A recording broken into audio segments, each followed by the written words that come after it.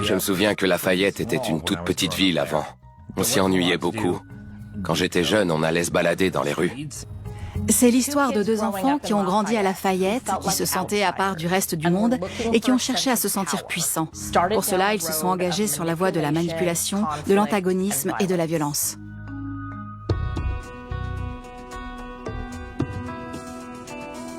Brian Grove avait 17 ans à l'époque. Il a rencontré Tess lors du Project Yes, une sorte de club où les jeunes pouvaient se rencontrer et qui avait lieu après les cours. Lors de leur première rencontre, Tess n'appréciait pas trop Brian.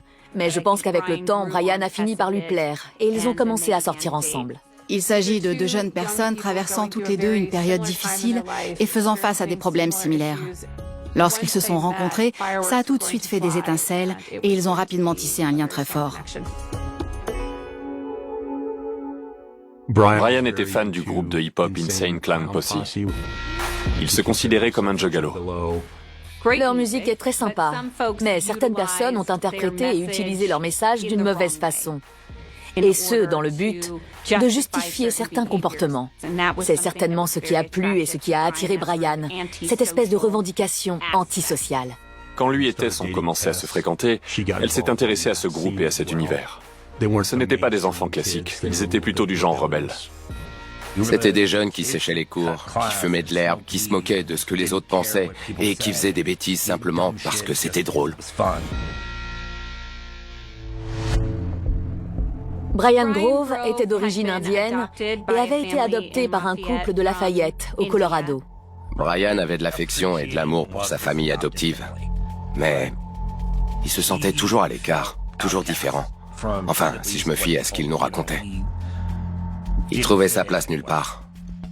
Plus jeune, il avait été harcelé par ses pairs. Brian avait du mal à s'intégrer à Lafayette. Il avait des difficultés à l'école et cela l'a poussé à développer une sorte de fascination pour les actes de violence commis dans des écoles. Brian tenait un blog sur Internet où on pouvait trouver les paroles du groupe Insane Clown Posse. Il mentionnait aussi le fait d'aller dans une école pour tirer sur tout le monde. Il écrivait aussi sur sa grande fascination pour les lames, les couteaux, le fait de poignarder quelqu'un. Il s'agit d'un adolescent qui se considère comme un marginal et qui découvre un groupe de personnes dédiées aux marginaux, à des gens comme lui. Les fans du groupe Insane Clown Posse se font appeler les Juggalos. Leur imagerie violente, leur rassemblement, qu'ils appellent le carnaval noir, a très clairement eu une influence sur l'esprit de Brian. Par le passé, Brian avait déjà proféré des menaces de mort envers d'autres personnes. Brian voulait que les autres pensent qu'il était capable de commettre les actes les plus graves et les plus sombres. Tess Dam était une jeune fille de 15 ans. Elle n'allait plus à l'école depuis un moment. Elle était devenue clairement incontrôlable. Sa relation avec son père était quasi inexistante et il n'avait pas réellement cherché à se rapprocher d'elle. Il était totalement absent de la vie de sa fille. Quant à sa relation avec sa mère, elle était assez compliquée. Cela était dû en partie au fait que sa mère avait des problèmes d'alcool. Linda était mère célibataire. Elle faisait de son mieux pour élever sa fille. Elle cumulait 2 emplois. Elle essayait d'être une bonne mère. Linda offrait à sa fille un foyer vraiment décent, dans une maison en bordure de la ville. Linda venait de perdre un de ses emplois. Cela avait rendu les choses plus compliquées à la maison. Et c'est là qu'elle a commencé à boire.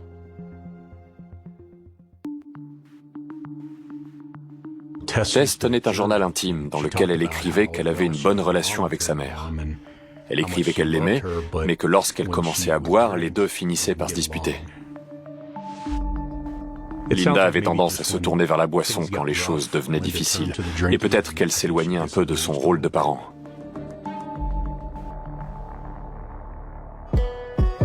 Il y avait de nombreuses rumeurs au sujet de Tess quand elle était au lycée. J'avais une collègue dont le mari était professeur. Il enseignait au lycée que Tess fréquentait et il racontait qu'elle jouait la carte de la séduction et qu'elle essayait souvent de plaire aux garçons. Bien évidemment, il est tout à fait normal qu'une adolescente teste le pouvoir de sa sexualité sur les autres, surtout si elle se sent complètement impuissante chez elle. Brian et Tess se sont rencontrés aux environs d'Halloween en 2006. Brian a développé des sentiments très forts pour Tess. D'après moi, il était accro à elle. Je dirais même qu'ils étaient accros l'un à l'autre. Ils avaient une relation d'interdépendance. Ils n'aimaient vraiment pas être séparés l'un de l'autre. De l'extérieur, on aurait dit qu'ils étaient prêts à tout l'un pour l'autre. Il y avait véritablement un côté Roméo et Juliette dans leur dévouement. Ils pensaient être faits l'un pour l'autre et passer le restant de leur vie ensemble. En tout cas, c'était ce que Brian ressentait pour elle. Tess commandait Brian et il lui obéissait sans poser de questions. Il était complètement obnubilé par Tess. Parler de coup de foudre ou d'amour fou n'est même pas assez fort pour décrire ses sentiments. Il voit à Tess un dévouement complètement aveugle, sur tous les plans. Et ce, dès leur toute première rencontre. Linda, la mère de Tess, ne voyait pas d'un bon œil la relation de sa fille avec Brian. Celui-ci avait terminé ses années de lycée en avance, et il avait quitté la maison de ses parents pour s'installer dans un appartement avec un ami. Puis un jour, Tess a fait une fugue et a quitté le domicile familial pour aller vivre avec lui. Il y avait beaucoup de tensions entre Linda et sa fille, parce que Linda attendait d'elle qu'elle fasse des choses, disons, normales, comme aller au lycée, faire ses devoirs, aider à l'entretien de la maison. Bref, le genre de choses qu'un parent est en droit d'attendre de son ado.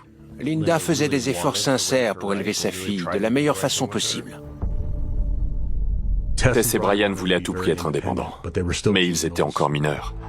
Linda était maternelle et protectrice, elle ne voulait pas qu'ils vivent seuls et qu'ils soient livrés à eux-mêmes. Malgré cela, elle a été forcée de faire des concessions pour que sa fille rentre à la maison.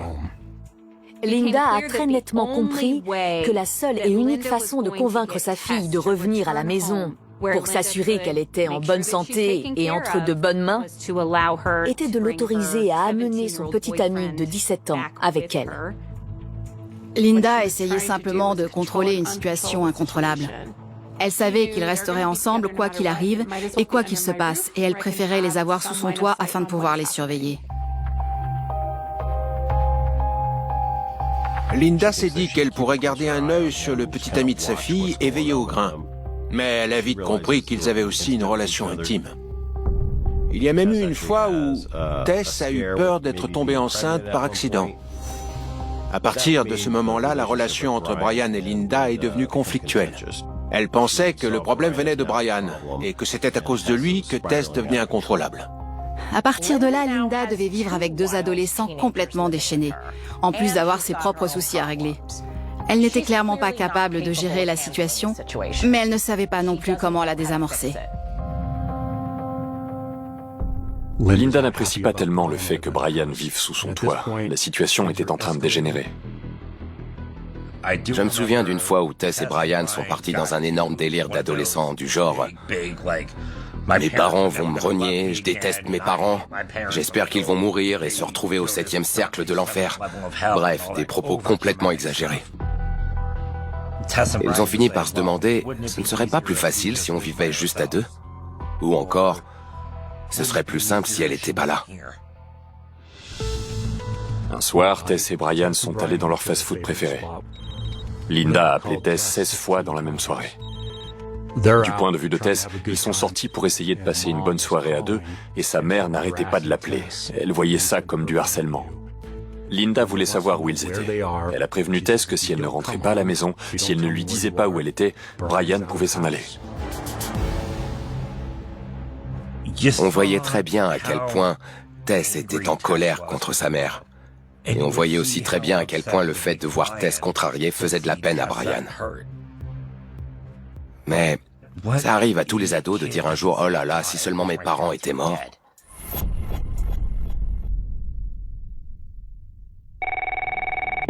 Urgence, j'écoute. Je veux rester anonyme. Vous pourriez parler plus fort?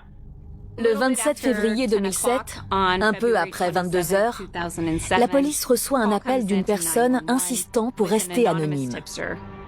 J'appelle simplement pour vous signaler qu'un meurtre vient d'avoir lieu à Lafayette. Il arrive de temps en temps qu'on reçoive des appels anonymes en plein milieu de la nuit. Généralement, les personnes sont très vagues et ne nous donnent pas assez d'informations utiles. Mais dans ce cas précis, quelque chose nous a poussés à être plus attentifs que d'habitude. Exact, mais ça s'est passé dans une maison du quartier résidentiel en construction. Le poste de police de Lafayette a reçu un appel anonyme ce soir-là. La personne a expliqué à mes collègues qu'elle s'était rendue dans cette maison et elle a donné une description du quartier. Il y a une voiture gris métallisée dans le garage. C'est une Subaru, un break Subaru. Je vois, la voiture est un break Subaru gris, c'est ça? Oui, c'est ça. Il y a plein de couvertures entreposées à l'arrière du break. D'après ce que j'ai compris, il s'est passé quelque chose il y a environ 3 semaines. Vous avez un nom? Brian Grove. Et Tess, c'est sa petite amie. C'est la mère de Tess, la personne à qui ils ont fait ça. Je ne connais pas le nom de famille de Tess.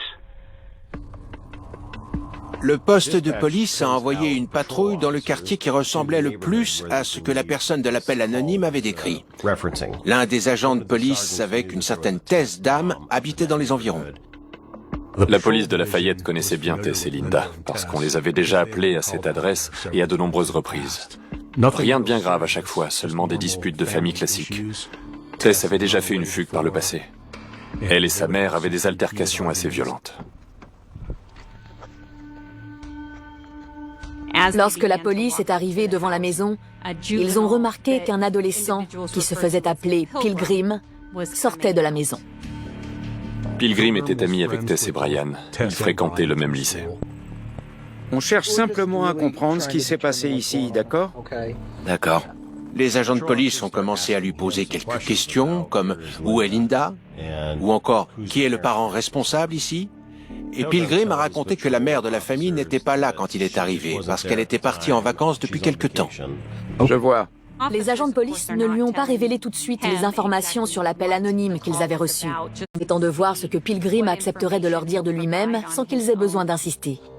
Il leur a annoncé que ses amis étaient à l'intérieur, qu'ils étaient en train de se disputer.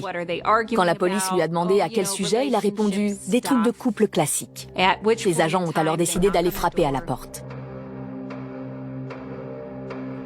C'est Tess qui a ouvert la porte. Brian se tenait un peu plus loin dans la pièce, juste derrière elle. La police leur a donc demandé de sortir de la maison afin de discuter, et ils ont commencé à leur poser des questions sur Linda.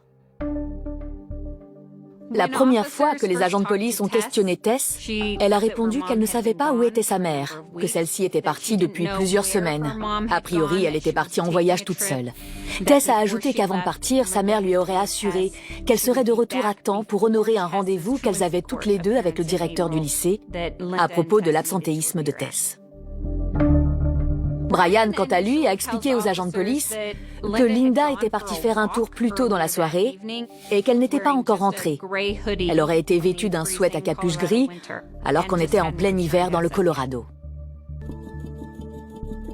En général, quand la police reçoit différentes versions d'une même histoire, cela leur met automatiquement la puce à l'oreille. Les agents de police n'avaient pas de mandat de perquisition, mais ils savaient qu'il s'était passé quelque chose. Il y avait un trou dans la porte du garage. Ils ont regardé à travers et ont remarqué qu'il y avait une Subaru. Elle correspondait à la description faite par l'appel anonyme. Quand ils ont vu la voiture, ils ont décidé d'emmener tout le monde au poste de police. Pendant qu'on emmenait les 3 adolescents au poste afin de les questionner plus en détail, d'autres agents sont restés devant la maison et attendent qu'un mandat de perquisition leur soit octroyé, afin de vérifier les dires de la personne anonyme. On a donc emmené Tess, Brian et Pilgrim au poste de police de Lafayette. Ils n'ont pas été arrêtés. Ce sont eux qui ont accepté de suivre les agents de police. On leur a passé les menottes, mais ils étaient libres de partir à tout moment.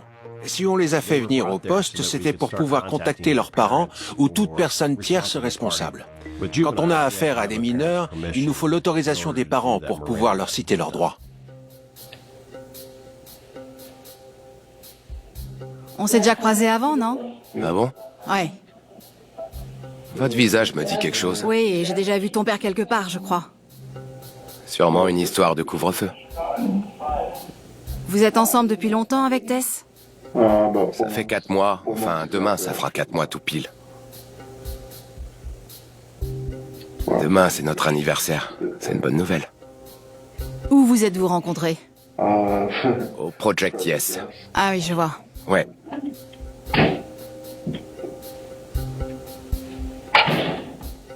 Est-ce que je peux savoir ce qui se passe avec elle, là?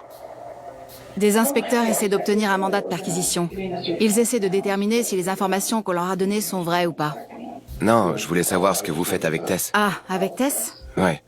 Elle est en train de parler avec un autre agent de police, de l'autre côté du bâtiment. Ouais, je me doute, mais qu'est-ce qui se passe exactement? Vous savez si elle va bien? Est-ce qu'elle aura le droit de rentrer avec moi ce soir ou pas? Je sais pas.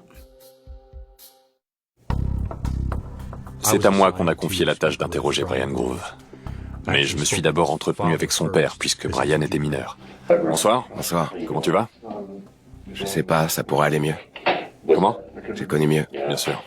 Je me présente, je m'appelle Scott. Brian avait l'air un peu nerveux. Après tout, il n'avait que 17 ans, il avait déjà eu des soucis avec la police, mais...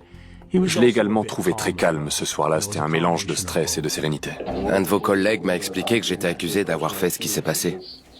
Je vais être honnête avec toi, j'ai aucune idée de ce qui s'est passé. On a entendu plusieurs versions de cette histoire. Ah ouais? Je viens de voir ton père. Il sait pas non plus ce qui s'est passé. Je lui ai expliqué qu'on avait entendu peut-être 3 ou 4 versions différentes sur ce qui a pu arriver à la mère de Tess. Alors, c'est pour ça que je voudrais te parler. J'aimerais avoir ta propre version des faits. Ok. Tu es d'accord? Ouais? Parfait. Très bien. Tu peux me dire ce qui s'est passé? C'était il y a environ 3 semaines. D'accord. J'ai raconté à vos collègues que j'avais vu Linda plus tôt dans la journée. Je vais pas vous mentir, c'était faux. J'ai pas envie d'inventer des histoires sur ça. Je t'en tiendrai par rigueur, t'inquiète pas. Linda a quitté la maison il y a environ 3 semaines. Je vois. Elle a dit qu'elle serait rentrée avant la prochaine convocation de Tess qui a lieu le 2 avril. Mais on n'a plus de nouvelles depuis. Pour résumer, Brian m'a expliqué qu'il avait menti aux agents de police quand il avait assuré avoir vu Linda sortir.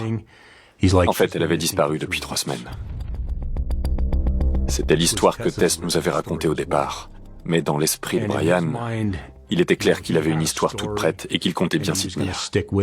Linda vous a pas recontacté depuis son départ, si je comprends bien. Non. Elle ne t'a rien dit à toi? Je vois. Comment est-elle partie? Vous n'allez pas me croire, mais elle est partie comme ça. Comme ça, sans rien dire. Elle a pas pris d'affaires, elle est pas montée dans sa voiture. Au fur et à mesure, j'ai laissé entendre à Brian qu'on était en train de nouer un lien et que, par conséquent, on pouvait se parler franchement.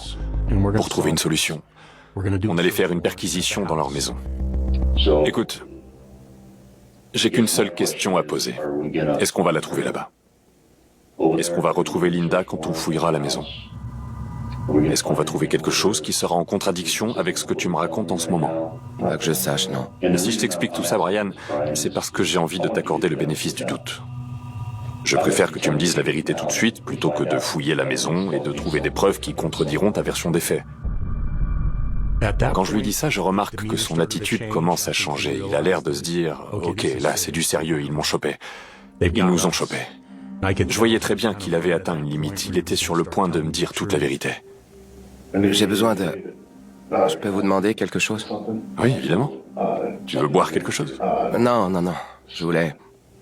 Est-ce que je peux voir ma petite amie? Juste 1 minute. Bien sûr. Mais je dois te demander pourquoi tu veux la voir. Je voudrais lui parler. Je vois. Je veux la voir pour m'assurer qu'elle va bien. Si j'accepte, qu'est-ce qui se passe? Si vous acceptez, je vous dirai tout. Toute la vérité? Sans détour? Ouais. Tu me feras pas le coup du « elle est partie faire un tour ». Non, je vous raconterai tout ce qui s'est passé. Absolument tout. Même les mauvaises choses. Même les mauvaises choses.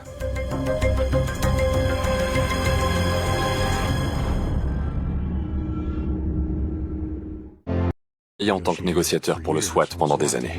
En temps normal, on laisse pas la personne concernée discuter avec une autre, mais dans cette situation, c'était cohérent. Je devrais rester dans la pièce. Ça te va? Pas de problème. Bon, je vais aller la chercher. D'accord? Tiens le coup, mon grand, tu vas t'en sortir. Ok? On savait qu'ils étaient ensemble, donc si quelque chose de bizarre devait se produire, on serait là pour le voir et pour y mettre un terme immédiatement. La voilà. Coucou, mon chéri. Salut.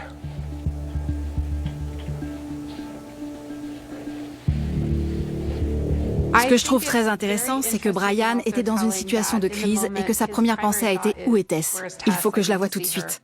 C'est une réaction plutôt atypique pour quelqu'un qui se retrouve dans cette situation. Mais cela montre aussi clairement à quel point Brian était dépendant de Tess. Eh Brian, je voulais que tu saches que je vous laisserai vous revoir juste après. Quand on aura terminé notre entretien tous les deux, vous pourrez vous parler. La police les a autorisés brièvement à se faire un câlin. Ils les ont laissés passer quelques minutes ensemble avant de ramener Tess dans l'autre pièce.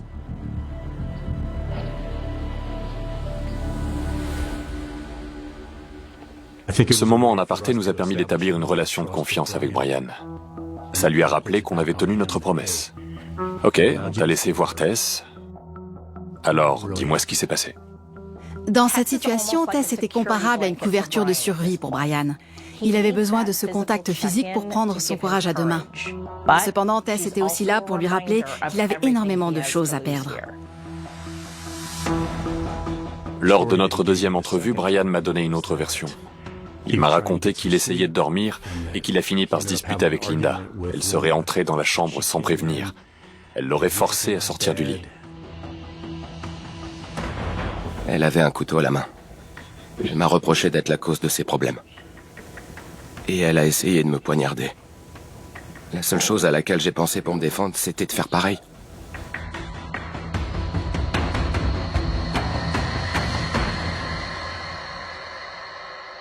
Il m'a expliqué que c'était une histoire d'autodéfense. Mais je trouvais ça totalement illogique. Tu sais, résoudre ce genre d'affaires, c'est notre métier. Là, on va aller sur les lieux du crime, et il vaudrait mieux que ce qu'on y trouve corresponde à ce que tu me racontes là. Parce que si c'est elle qui t'a attaqué en premier, on trouvera des preuves pour valider cette histoire. Mais si tu as perdu le contrôle et que c'est toi qui l'as agressé, on trouvera également des preuves. Et c'est pour ça que je préfère que tu sois honnête avec moi et avec tout le monde. Je préfère que tu me dises la vérité pour pouvoir aller de l'avant. Tu comprends ? Quand je lui ai dit ça, il m'a raconté qu'il l'avait attrapée par le cou et qu'il avait essayé de l'immobiliser contre le mur.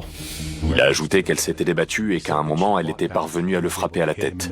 Il avait fini par se retrouver derrière elle. Il l'avait tenue par derrière avec un seul bras. Cette prise avait fini par l'étrangler et qu'il l'avait serrée jusqu'à ce qu'elle perde connaissance. Il était persuadé d'en avoir terminé avec elle. Mais Linda n'était pas encore tout à fait décédée. Elle a commencé à faire du bruit en se réveillant. Alors Brian a pris un couteau, un petit canif qu'il avait dans sa poche, et il s'est mis à la poignarder, dans le cou. Je lui ai mis 4 coups en tout. Un ici, un ici, un ici et un autre ici. Je vois. Ensuite, j'ai tourné le couteau dans la plaie. À cet endroit-là? Ouais. En fait, elle avait la bouche ouverte et elle était allongée sur le dos, comme ça. D'accord. Et là, j'ai... Est-ce qu'elle s'est arrêtée de respirer après ça? Ouais. D'accord. Quand on a reçu le mandat de perquisition, des inspecteurs et une équipe de la police scientifique se sont rendus à la maison. Il était évident que des personnes avaient fait la fête à plusieurs reprises. La maison était dégoûtante. Avec des emballages de nourriture partout, il y avait de la nourriture laissée à l'air libre. Si vous preniez 3 adolescents et que vous leur donniez quartier libre pendant 3 semaines dans une maison, c'est exactement ce à quoi elle ressemblerait. En entrant dans la maison, il y avait une chose que l'on voulait déterminer en premier. On voulait savoir s'il y avait un corps quelque part, puisque l'appel anonyme stipulait qu'il y en avait un dans la voiture. Quand les enquêteurs sont entrés dans le garage, ils ont tout de suite remarqué une odeur étrange. Ils savaient déjà ce que c'était. C'était l'odeur d'un corps en décomposition. Il y avait une Subaru vert clair dans le garage. On a remarqué que quelque chose était enroulé dans des couvertures à l'arrière. On a réussi à identifier le corps. Il s'agissait bien de la mère de Tess, Linda Dam. La première scène de crime que nous avons trouvée était la chambre à l'étage. Il y avait du sang sur le matelas. D'après les indices, il était évident qu'ils avaient déplacé le corps. Ils avaient utilisé les draps pour le soulever et le traîner jusqu'au garage.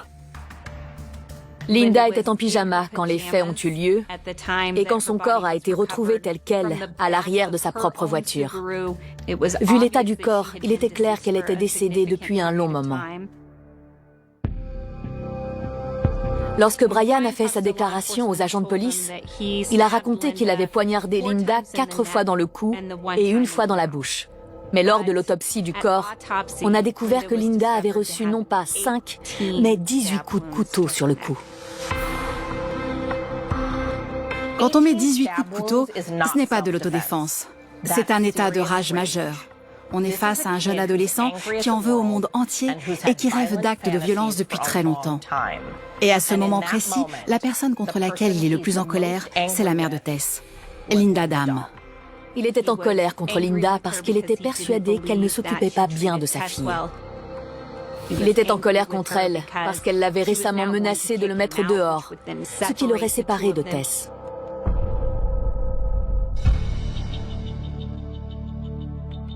J'ai rencontré Tess au poste de police, juste après que mes collègues qui avaient été envoyés chez elle l'ont amenée. Elle attendait, assise sur une chaise dans l'entrée, au niveau de l'accueil. La police a tenté de joindre le père de Tess, avec qui elle n'avait plus aucun contact. À ce moment-là, il ne connaissait pas encore la nature de leur relation, il savait simplement que c'était son père. Celui-ci a donné son consentement pour que la police interroge sa fille. J'ai été le premier de l'équipe d'enquêteurs à interroger Tess seul à seul. J'ai remarqué que Tess faisait beaucoup plus jeune que son âge. Elle ne semblait ressentir aucune émotion vis-à-vis des événements récents. Je dirais que la meilleure façon de la décrire à ce moment-là serait de dire que c'était une coquille vide. Elle n'exprimait aucune émotion. La première chose que je me suis demandé, c'est qu'est-ce qu'elle a à voir dans cette histoire? Lorsque j'ai commencé à lui poser des questions simples, à un moment, elle m'a regardé dans les yeux et elle m'a dit « Vous savez, ma mère vient de mourir, ce n'est pas n'importe quoi. » Elle m'a expliqué que le 3 février, Brian et elle étaient sortis dans un diner de la ville. Ce soir-là, Tess a mentionné le fait qu'elle aimerait que sa mère ne soit plus là. Elle exprimait sa frustration vis-à-vis de sa mère. Elle disait qu'elle ne l'aimait pas, parce que c'était une alcoolique. Tess nous a précisé qu'elle avait dit tout ça à haute voix et que Brian lui aurait dit « Je peux m'en occuper si tu veux ». Elle nous a assuré qu'elle ne pensait pas que Brian était sérieux. Il n'est pas impossible que Tess ait fait comme n'importe quelle adolescente et qu'elle se soit plainte de sa mère de manière exagérée. Mais visiblement, Brian était sérieux et avait en tête une solution bien plus violente à ce problème. J'ai interrogé Tess dans un premier temps, puis j'ai interrogé son ami Pilgrim. Pilgrim a eu un comportement normal, le genre d'attitude qu'on attend dans ce type de situation. Il avait peur de ce qui allait se passer. « Détends-toi, ça va aller. Je veux surtout que tu t'en tiennes aux faits et que tu dises la vérité, ok ?» L'interrogatoire de Pilgrim a été un élément clé, car il s'agissait de quelqu'un qui était un peu plus détaché des événements. Il n'avait aucun lien affectif avec Brian ou Tess, il était beaucoup plus neutre dans l'affaire. Il était donc en mesure de nous raconter une histoire plus claire, de nous dire comment ça avait dégénéré, et de nous donner un point de vue un peu plus objectif. C'est grâce à Pilgrim que nous avons su que Tess était beaucoup plus impliquée que ce qu'elle disait. Le soir où c'est arrivé, je me souviens que... on était assis tous les trois. Pilgrim a expliqué qu'ils étaient allés tous les trois au diner. Il a écouté les conversations entre Tess et Brian. Il n'arrêtait pas de parler de Linda, la mère de Tess, et du fait qu'elle avait des problèmes d'alcool. Il a entendu Tess demander à Brian qu'il fasse quelque chose pour régler le problème.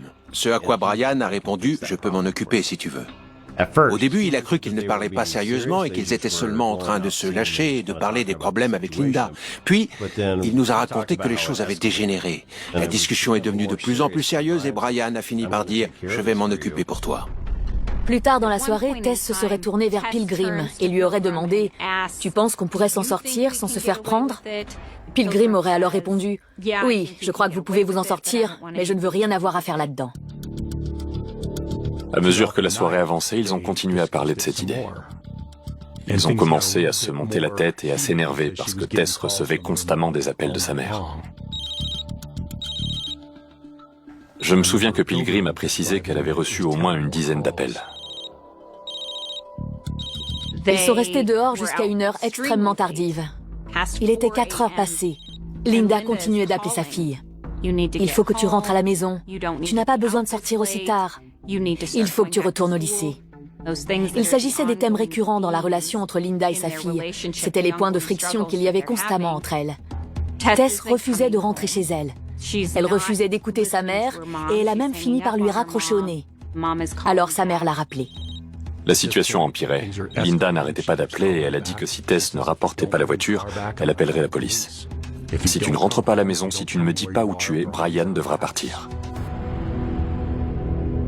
Tess a raconté aux enquêteurs qu'elle avait déposé Brian à la maison parce qu'il voulait rentrer et aller se coucher. Mais Pilgrim et elle voulaient encore se promener dans le quartier. Ils ont donc fait un tour en voiture. Puis Brian les aurait appelés pour leur demander de rentrer à la maison. Ils sont donc revenus et lorsque Pilgrim est entré dans la maison, Tess a commencé à se demander s'il ne s'était pas passé quelque chose avec sa mère. Mais elle n'en était pas sûre. L'interrogatoire de Tess a évolué petit à petit. On apprenait au fur et à mesure ce qu'elle savait et quand elle avait été mise au courant des faits. Brian est descendu de la voiture, je l'ai vu entrer dans la maison en repartant. On a fait un tour en voiture d'environ 20 minutes. Pilgrim nous a raconté que Brian avait appelé Tess et qu'il demandait à Pilgrim de l'aider pour quelque chose. À cet instant précis, Linda Dam était déjà décédée. Mais Brian avait besoin d'aide pour déplacer le corps. Pilgrim ne voulait pas l'aider parce qu'il ne voulait pas être impliqué à ce point. Mais Brian l'a fait culpabiliser en lui disant qu'ils étaient dans le même bateau. « J'ai besoin d'aide et si tu refuses, je vais finir derrière les barreaux et tu auras des problèmes. » Pilgrim accepte donc à contre-cœur. C'est là qu'ils ont déplacé le corps de Linda jusqu'au garage pour le mettre dans la Subaru. Pourquoi est-ce qu'elle est encore là? Quand est-ce que c'est arrivé? Il y a 3 semaines, non? Parce qu'on ne savait pas quoi faire du corps. Brian et Tess auraient essayé un certain nombre de solutions différentes pour se débarrasser du corps de Linda. Parmi d'autres choses, Brian a fini par sortir le corps de la voiture pour le placer par terre dans le garage. Puis il a pris une scie et a cherché à démembrer le corps afin de créer des morceaux plus simples à jeter. Mais il s'est rendu compte qu'il était difficile de découper un corps. Il a donc arrêté. Par la suite, Brian a appelé un certain Jared Guy, son meilleur ami d'enfance, et lui a demandé de l'aide. Initialement, Pilgrim avait prévenu qu'il ne voulait pas être impliqué, qu'il ne voulait pas l'aider à disposer du corps. Quant à Jared Guy, il est arrivé dans l'histoire quelques jours après que le meurtre a eu lieu.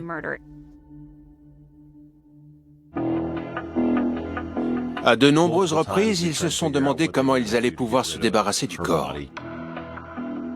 Il y a un cimetière dans le comté de Boulder, là où se trouve la ville de Lafayette, située non loin du lycée qu'ils fréquentaient à l'époque. Ils se sont donc rendus au cimetière vers 23h30. Ils sont descendus de la voiture. Ils ont sorti des pelles pour creuser. Mais on était en plein hiver au Colorado, donc le sol était dur comme de la pierre. Jared Guy a expliqué qu'il avait creusé l'équivalent d'un coup de pelle et qu'il s'était arrêté. La terre était beaucoup trop dure. Brian, lui, a continué de creuser et a réussi à faire un petit trou. Mais celui-ci n'est pas assez grand pour contenir le corps de Linda ou pour le cacher en le recouvrant de terre. Pendant qu'ils essayaient de placer le corps de Linda dans le trou, ils ont cru apercevoir quelqu'un. Il était environ 1h30 du matin quand ils ont cru apercevoir une voiture. Celle-ci avait l'air de s'approcher de l'entrée du cimetière. Ils ont pris peur, pensant que c'était la police. Dans la panique, ils se sont dépêchés de mettre le corps dans le trou, l'ont recouvert de terre, sont remontés dans la voiture et sont partis. Sur le chemin du retour, Brian a changé d'avis et a insisté pour retourner récupérer le corps parce qu'il n'était pas enterré assez profond. Alors ils ont fait demi-tour, ont repris le corps de Linda au cimetière, l'ont remis dans la voiture et sont repartis vers la maison.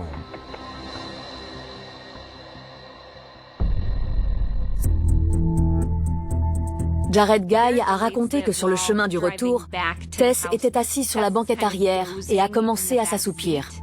Jared a alors mis un CD et malgré ce qui venait de se produire, ils ont essayé d'enterrer le cadavre de la mère de Tess. Elle se serait réveillée et redressée pour lui demander « Tu pourrais me faire une copie de ce CD ?» En psychologie, ce pourrait être ce qu'on appelle la dissociation. Tess n'arrive pas à se faire à l'idée que le corps de sa mère est dans le coffre de la voiture. C'est pourquoi son cerveau se déconnecte de tout ce qu'il se passe autour d'elle. Les enquêteurs ont demandé à Tess « Comment as-tu fait pour vivre 25 jours dans cette maison en sachant que le corps de ta mère était dans le garage ?» Elle a déclaré qu'en réalité, elle n'y pensait quasiment pas. À l'époque, c'était comme si le corps n'était même pas là. Tess n'avait que 15 ans à l'époque des faits. Des études scientifiques ont prouvé le lien entre le développement du cerveau d'un adolescent et leur appréhension de la responsabilité et des conséquences dans une situation criminelle. Il est possible que cet acte soit le résultat d'abus lorsqu'elle était enfant, mais cela peut être aussi la preuve qu'elle avait des tendances sociopathes ou psychopathes. Ce qui signifie que Tess peut parfaitement ne pas avoir conscience de ce qu'il s'est passé ce soir-là. Qu'est-ce qui va arriver à Tess une fois que je serai... J'en ai aucune idée. D'après ce que j'ai compris, elle était au courant des faits, mais elle l'a su après que c'est arrivé, c'est ça? Ouais. Elle ignorait aussi que ça allait se produire, non? On l'ignorait tous. Mettez-vous à la place de Brian. Il n'a voulu accuser personne d'autre à part lui-même. Cependant, si Tess n'avait pas été là, je doute fortement que ce meurtre ait eu lieu. Entré à la maison, mais qu'il recevait encore des appels.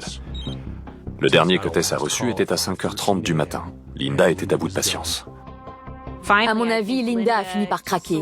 Elle a dit à sa fille, « D'accord, si tu refuses de rentrer, si tu refuses de faire ce que je te dis, je ne veux plus que Brian vive avec nous. Je vais emballer ses affaires dans un sac et il devra se trouver un autre endroit où aller. » Tess raccroche et ils finissent par arriver dans l'allée devant la maison. Là, ils remarquent un sac de sport posé devant l'entrée. Pilgrim nous a avoué qu'à ce moment-là, Tess s'est tournée vers Brian et lui a dit « Fais-le ». Brian l'a embrassé. Ils se sont dit tous les deux « Je t'aime ». Puis il est descendu et il est entré.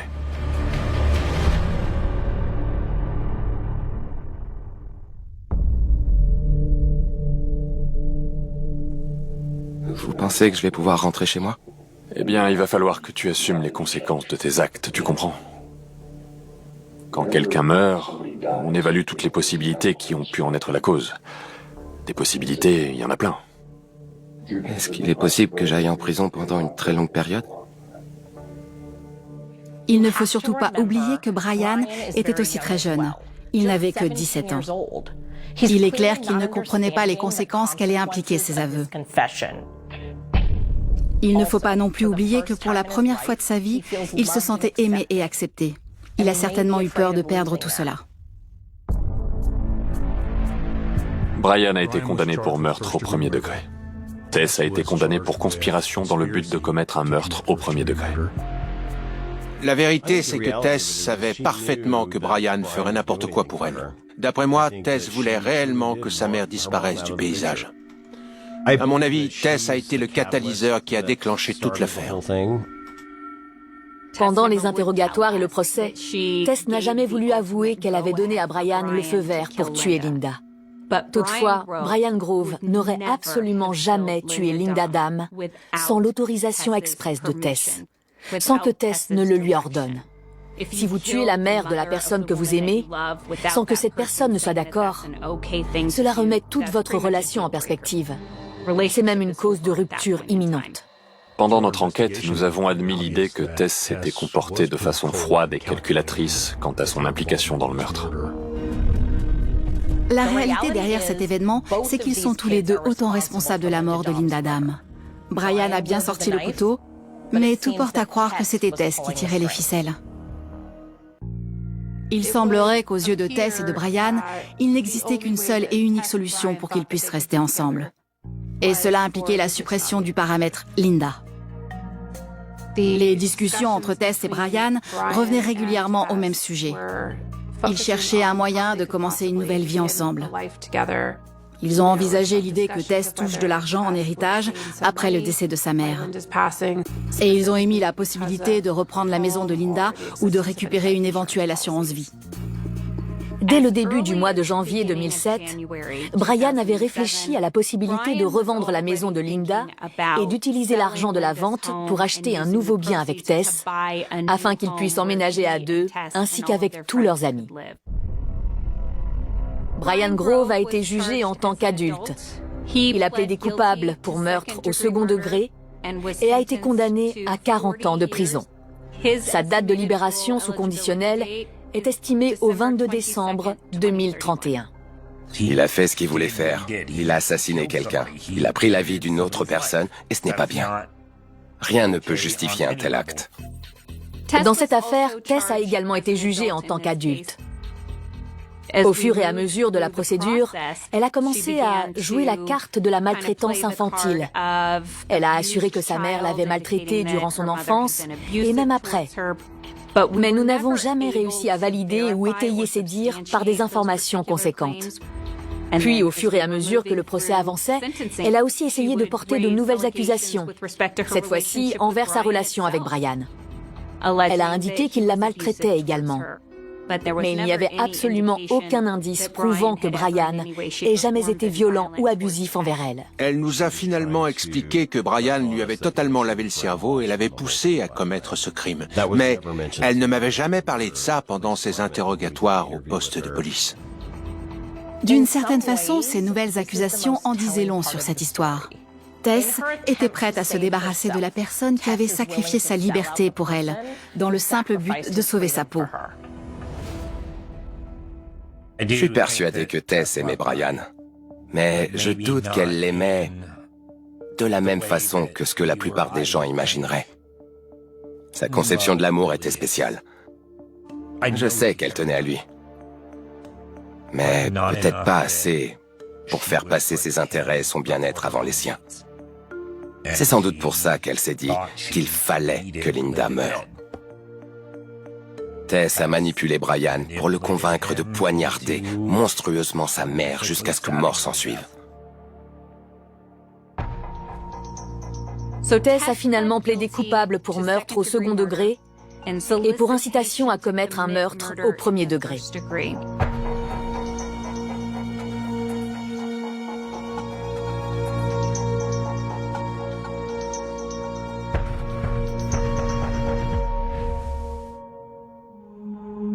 Tess Dam a été mise en liberté conditionnelle en 2019. Je ne sais pas trop quoi penser de toute cette histoire. Le rôle de Tess a été horrible. Elle va devoir vivre avec ça. Mais encore une fois, elle avait 15 ans à l'époque. Je pense qu'il ne faut pas oublier de prendre cela en compte. La peine qu'elle a reçue a été décidée en adéquation avec l'âge qu'elle avait à l'époque des faits. Si quelqu'un avec 20 ans de plus commettait le même crime, il ou elle recevrait une condamnation bien plus lourde. Nous sommes face à une enfant qui se retrouve impliquée dans la mort d'un de ses parents. D'aucuns pourraient dire qu'elle a ordonné la mort de sa mère. Linda Dam aimait sa fille, mais Tess lui a rendu l'appareil en l'assassinant. Je suis convaincu que Tess a dû avoir une enfance terrible, étant donné que sa mère avait de très gros problèmes d'alcool. Cependant, le fait que ce soit sa propre fille qui l'ait tuée, ça dépasse véritablement mon entendement. Personne n'a une vie parfaite. Votre vie n'est pas parfaite. La vôtre n'est pas parfaite non plus. Il faut l'accepter. Ta mère était loin d'être parfaite, elle avait ses défauts. Mais elle ne méritait certainement pas de mourir juste parce qu'elle était pas cool avec toi.